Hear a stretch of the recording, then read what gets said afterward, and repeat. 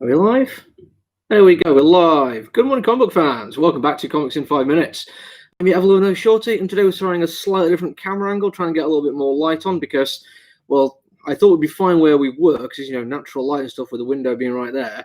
But the weather is quite miserable, and it was really hard to actually make out anything that I was doing. So I thought, let's move it over here.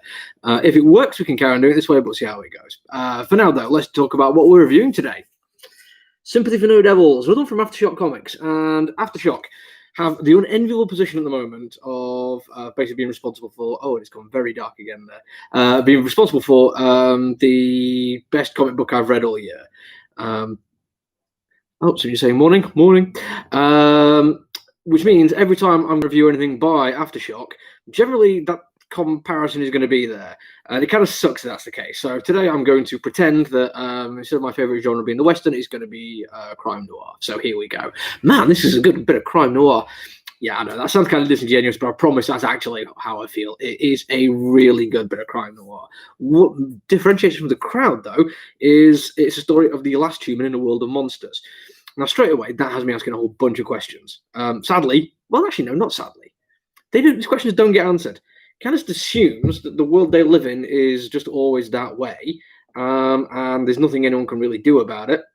There's no explanation about what happened. Clearly, there have been other humans. It's not like he's just the human, he's the last human.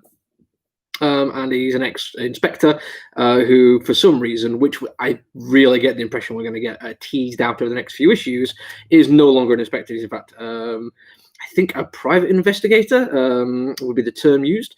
He actually gets a client at the end, which would confirm that. But for the most part, most of the story, he just seems to be an ex-inspector who, due to having, he just describes it as a luck. Bad luck or good luck, doesn't really matter which way you go on this one. He ends up always being where he needs to be. Now, the story that unfolds here is one of the types of monster, I think a Colossus, I think they're called, which is there are only 5 in the world, got murdered 3 years ago, and pretty much on the anniversary of it, another one got murdered. And wouldn't you know, the two people investigating it, one an inspector who was still there, the other one being our main character here, Winston, just by random happenstance, happens to be there at the time. And then this weird, wonderful, convoluted thing unrolls as you realize that his luck is actually a very real thing, and it can put him in terrible positions, but it also gets him out of them. It's not quite the domino effect, and I'm going to say domino effect because the character in Marvel not just pushing things over, but it just means that there is always kind of like the next thing that happens always ties together and always gets him where it needs to be, including the end reveal where you get what the new client is picked up is and what that's going to involve, which I don't want to say anything because I don't want to spoil it, because that's one thing I will say about it, one of several things I'm saying about it. You don't want to spoil it. Kind of want to approach this one and do it exactly as it's all laid out for you, because it is a very well put together story.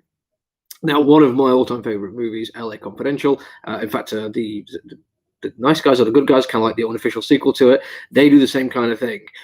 This kind of really nice stylized noir detective story can come across as just, a series of innocuous things that lead towards something else, but whoever's writing it has obviously put an awful lot of energy just to make it look that way, and that takes some skill, that takes some talent, and it pays off really nicely. Including at the back, there is several pages of back matter, which is always good. Any comic book fan who's read anything by Alan Moore will know how important that kind of stuff is and how it really adds to the story in ways you don't always expect.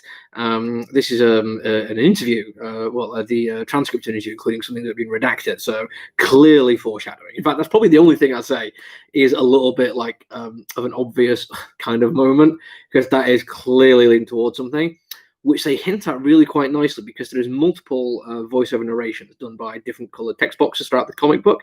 One of those, you think you know who it is, but you don't. That's all I can really say about it, because when you get to the end and you realize it's not who you think it is, it's like, well, who the hell is this then? Because they're clearly aware of what's going on. They're clearly paying attention.